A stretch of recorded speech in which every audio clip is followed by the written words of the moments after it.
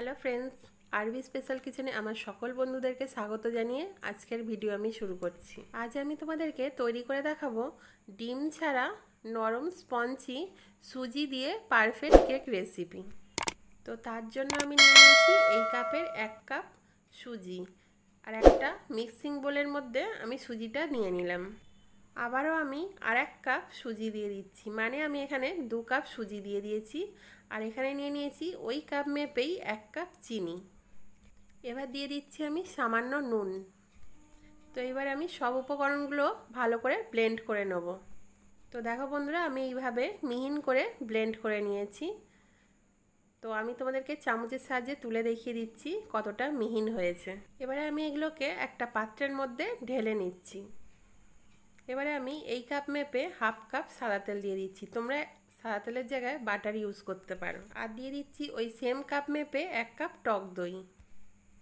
একই কাপের 1 কাপ আমি লিকুইড দুধ দিয়ে দিচ্ছি। এই সব উপকরণ দিয়ে দেওয়ার পর একটা হ্যান্ড উইক্সের সাহায্যে আমি ভালো করে মিশিয়ে নিচ্ছি। তো দেখো বন্ধুরা, আমি ঘনত্বটা ঠিক এরকম রেখেছি, একটু পাতলা রাখতে হবে। এরপর আমি এইটাকে 15 মিনিটের জন্য রেস্টে রেখে দেবো।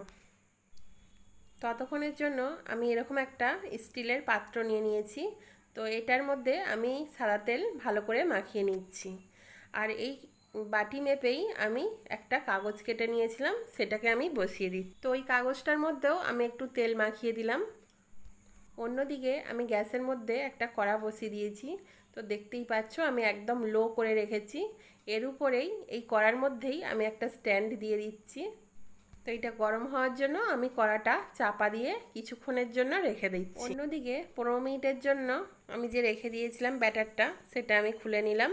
তো দেখতেই পাচ্ছ অনেকটা গাঢ় হয়ে গেছে 15 মিনিট পর। তো এইটার মধ্যে আমি দিয়ে দিচ্ছি কিছুটা চীনাবাদাম, আর দিয়ে দিচ্ছি কিছুটা কিশমিশ। এবারে দিয়ে দিলাম 1 চামচের মতো ভ্যানিলা এসেন্স। তো এই সব কিছু উপকরণ দিয়ে দেওয়ার পর আবারও আমি একটা হ্যান্ড উইক্সের সাহায্যে ভালো করে ফেটিয়ে নিচ্ছি।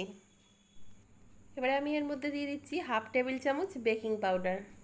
বেকিং পাউডারটা দিয়ে দেওয়ার পর আমি খুব ভালো করে একটা হ্যান্ড উইক্সের সাহায্যে ভালো করে ফেটিয়ে নিচ্ছি। এবারে আর কোনো দেরি করা যাবে না। এবারে আমি সঙ্গে সঙ্গে ওই যেটা পাত্রটা রেডি করে রেখেছিলাম ওই পাত্রের মধ্যে আমি ব্যাটারটা ঢেলে দিলাম, অল্প একটু নাড়িয়ে নিলাম। তারপরে আমি কড়ার ঢাকাটা খুলে আমি আস্তে করে ওই পাত্রটা কড়ার মধ্যে বসিয়ে দিলাম। বন্ধুরা, এই কাজটা খুব সাবধানে করবে, কড়াটা খুব গরম হয়ে থাকে। এবারে আমি এটাকে 40 মিনিটের জন্য চাপা দিয়ে রেখে দিলাম। তো 40 মিনিট পর দেখতেই পাচ্ছ আমি চেক করে নিচ্ছি যে এইটা কেকটা পুরোটা রেডি হয়ে গেছে। কেকটা ঠান্ডা হয়ে যাওয়ার পর আমি একটা ছুরির সাহায্যে ধারগুলো ভালো করে কেটে নিচ্ছি। এবারে আমি কেকটা একটা পাত্রের মধ্যে বার করে নিচ্ছি। তো খুব সাবধানে কেকটা বার করে নিতে হবে। তো দেখতেই পাচ্ছ বন্ধুরা, কেকটা আমার খুব ইজিলি বেরিয়ে গেছে। এবারে আমি আস্তে করে কাগজটা তুলে নিচ্ছি। তো দেখো বন্ধুরা, কেকটা কতটা সুন্দর তৈরি হয়েছে। এবারে আমি তোমাদেরকে কেকটা একটা ছুরির সাহায্যে কেটে দেখিয়ে দিচ্ছি যে কতটা স্পঞ্জি আর পারফেক্ট তৈরি হয়েছে। তো দেখো বন্ধুরা, দেখে তোমরা বুঝতেই পারছো কতটা সুন্দর কেকটা তৈরি হয়েছে আর কতটা স্পঞ্জি তৈরি হয়েছে। তোমাদের কাছে রিকোয়েস্ট রইল, বাড়িতে একবার হলেও এটা ট্রাই করো, খেতে অসাধারণ হয়। তো বন্ধুরা, আজকের ভিডিওটা তোমাদের কেমন লাগলো অবশ্যই আমাকে কমেন্ট করো।